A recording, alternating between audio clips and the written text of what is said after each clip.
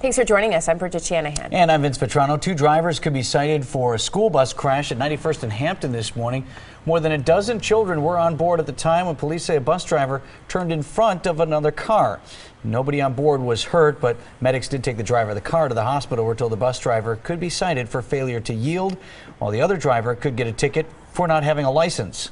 Happening now, another right-to-work debate is underway in Madison, and this could be a long one. The state assembly is debating the bill, and it could go on for a full 24 hours. Democrats requested the day-long debate. The measure is expected to easily pass the Republican-controlled assembly. Governor Scott Walker has said he will sign that bill. Another protest planned today by supporters of Dontre Hamilton. Organizers are planning to meet at the Washington Park Senior Center ahead of tonight's Fire and Police Commission meeting. The group wants the board to set a date for Christopher Manny's appeal hearing. He's the police officer fired after killing Hamilton during a struggle at Red Arrow Park. The commission claims it will hold the hearing sometime this month.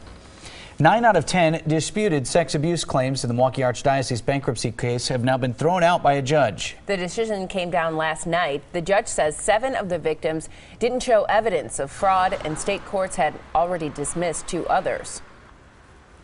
Ozaukee County's board is hoping that a new nature preserve will be a big selling point for some high-end homes being built in Port Washington. According to JS Online, it approved the funds to help finance a new lakefront nature preserve. It would be north of the county-owned Lion's Den Gorge Nature Preserve and would feature new hiking trails. Some free fun today at Slice of Ice in downtown Milwaukee. The County Parks Department is offering free entry and skate rentals from 2 until 8 o'clock. Visitors can roast s'mores tomorrow and Saturday as well. Slice of Ice will remain open through March if the weather allows. Well, another very chilly day for this time of year. I know it can get even colder than this through winter, but it's March now. It's not supposed to quite get this cold. I mean, it can happen.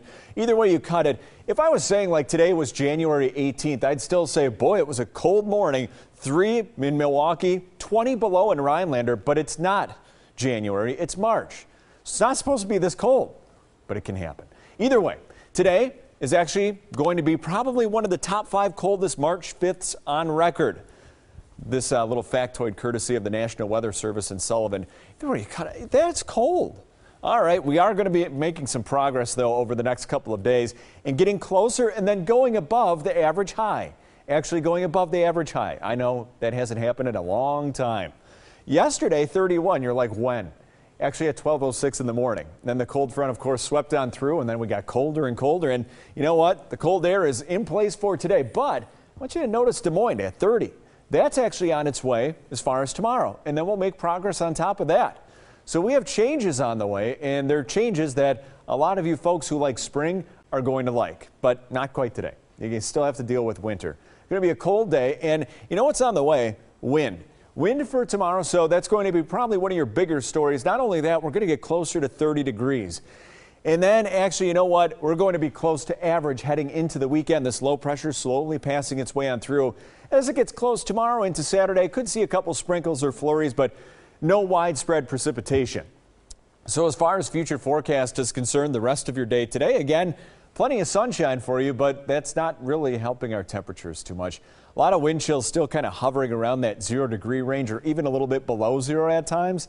It feels like the middle of winter. Now tonight, there's no blanket over our head as far as cloud cover. So you know what happens when the air's this dry, it gets cold out, and that's what's going to happen again tonight. Now tomorrow we start to see those clouds on the increase as the day goes on, partly to mostly cloudy. With those clouds, actually, it's called warm air advection.